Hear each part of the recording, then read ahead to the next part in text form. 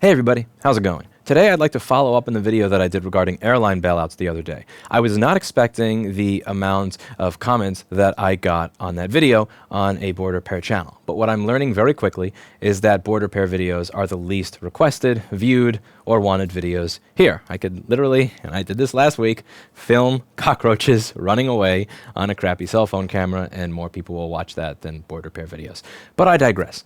In that video, I was talking about the rumor that airlines were going to get bailed out for tens, maybe hundreds of billions of dollars as a result of their financial mismanagement. Not coronavirus, financial mismanagement. And I tried to make the case that I believe this was a bad idea. Now, the reason I said that this was a bad idea is because you don't want to give people the impression that different classes of people, different classes of companies get treated differently when things like this happen. If you have a small business and they don't plan and they don't take personal accountability for their finances, they make bad financial decisions, they go bankrupt, whereas the large company gets the bailout. And my argument is that CEOs of these companies and as legislators and regulators should be careful, because even if you're able to give what you offered or take what you asked for, it's not good for the moral and social fabric of society if people see that different classes of businesses and people play by different rules. It ferments revolutionary thinking. People are not going to care about following the rules anymore if they see that others don't have to. I gave an example with my business. I just moved to a new place. I spent a lot of money on a credit card.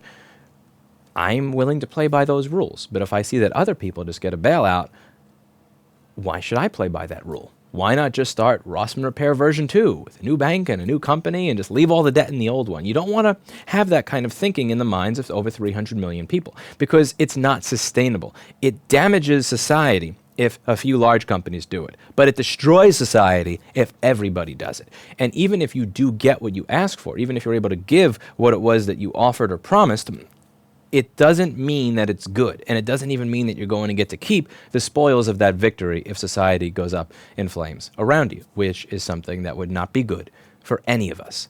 Now, there are several criticisms that were made. The first was that airlines are incredibly, incredibly important, unlike, basic bodegas or pet stores or computer repair businesses. They're more important, so they need to be treated differently. We need to bail them out because they're important.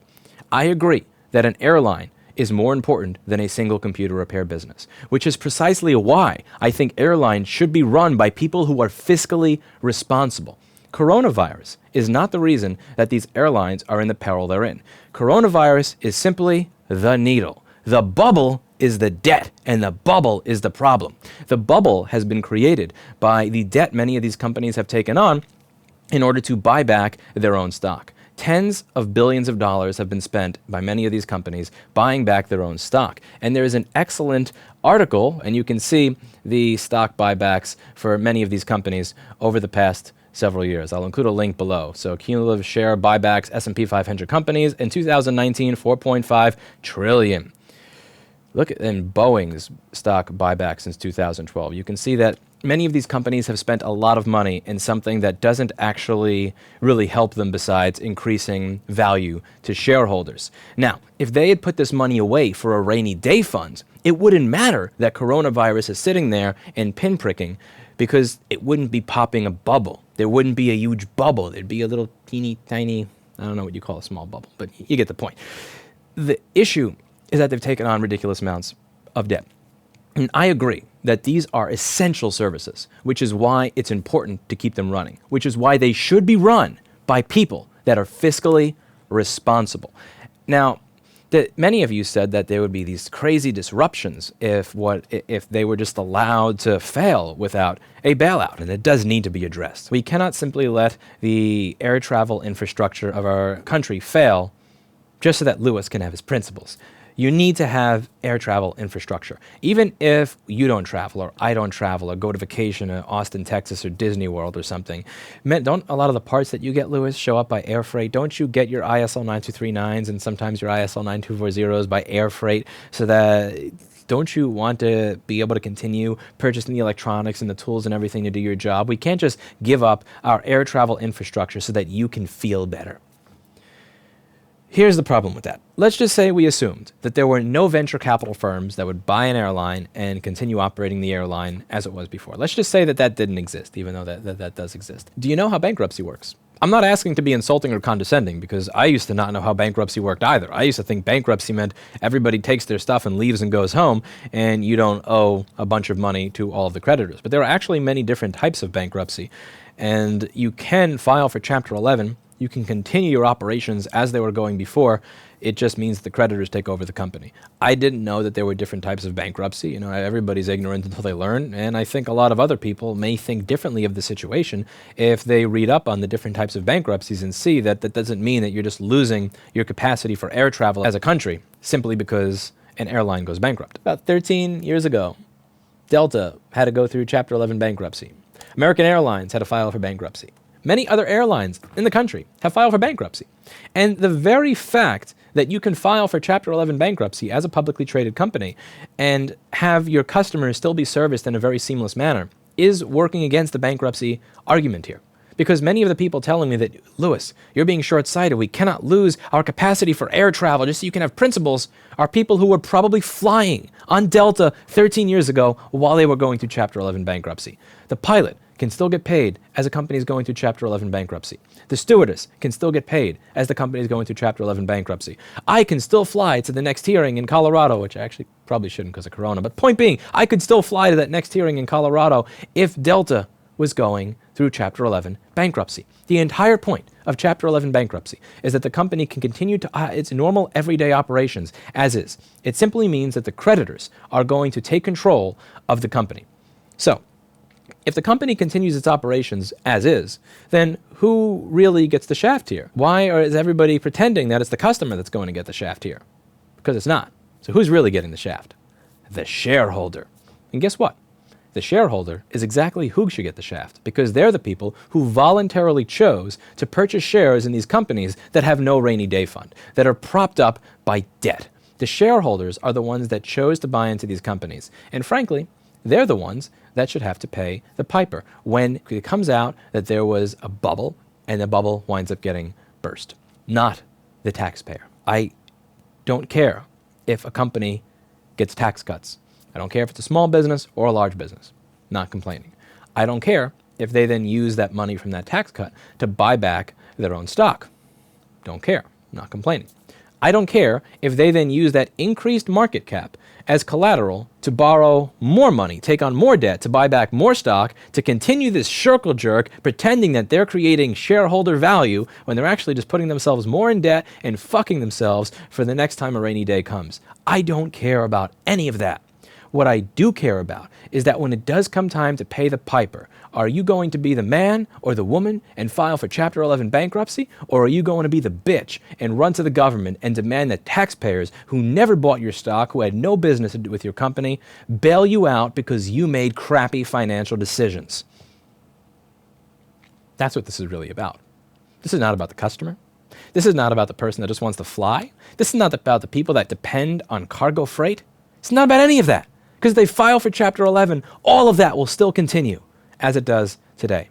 What this is about are shareholders that are salty that they're going to lose all the value. Because when they file for Chapter 11 bankruptcy, you know what happens to all the shares that those shareholders own? Bye-bye. It goes away. And do I feel bad for the shareholders? Absolutely. I've made investments in the stock market in the past that went very well. I've also made investments in the stock market that went very poorly. Hell, in 2018, I bought altcoins, cryptocurrency.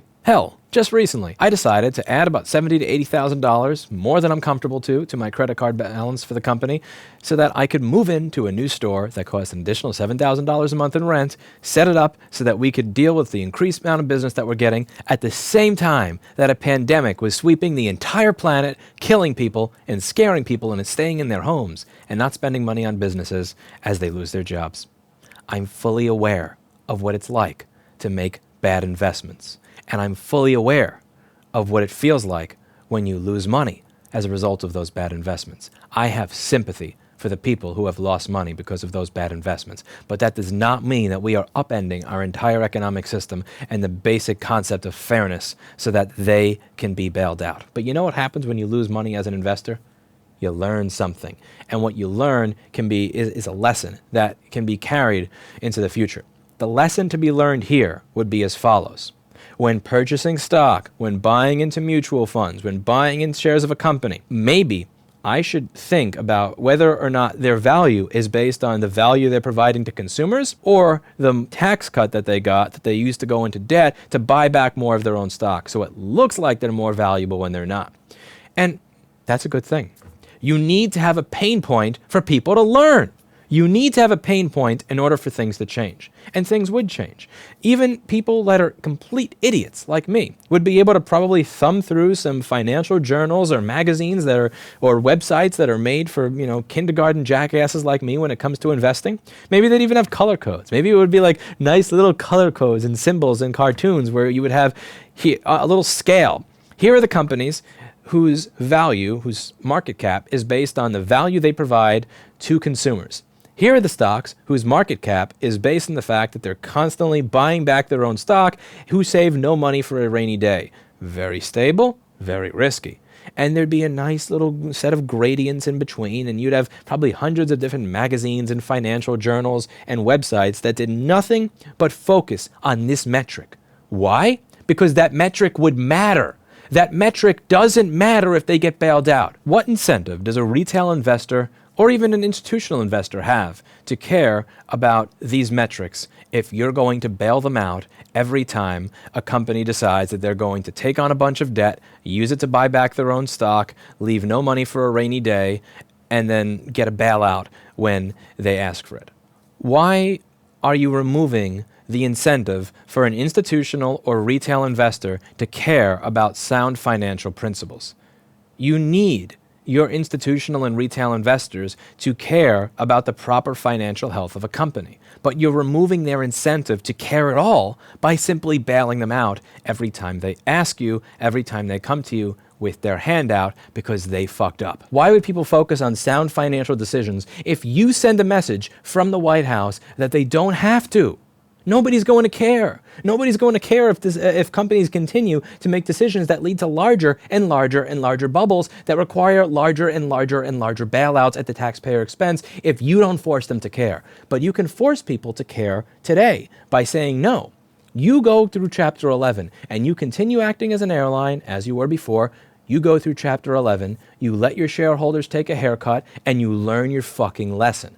If you do that, then you'll have financial institutions, then you'll have rating agencies actually start to care about this. They will start to go through companies like airlines and say, this is an airline that if a pandemic shows up, could last 9 months before they need a bailout.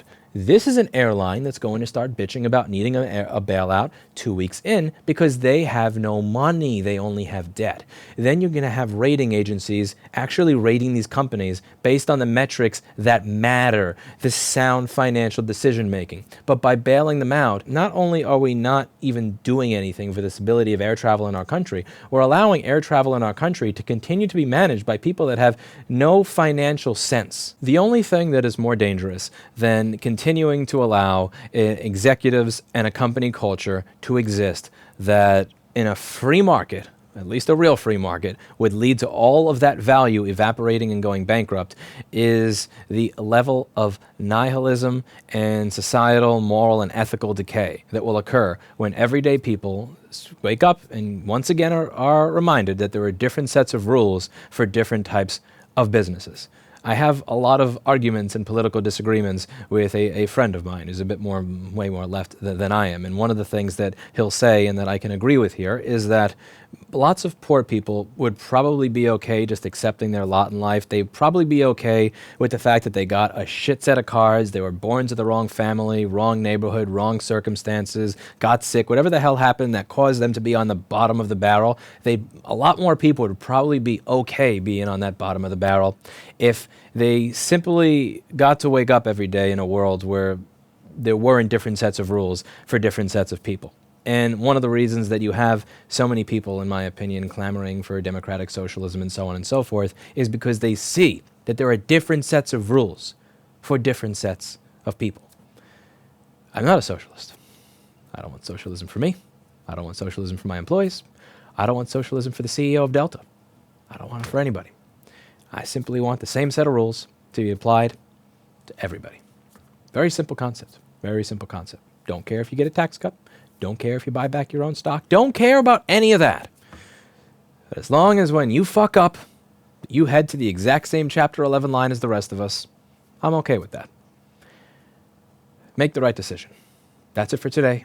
And as always, I hope you learned something.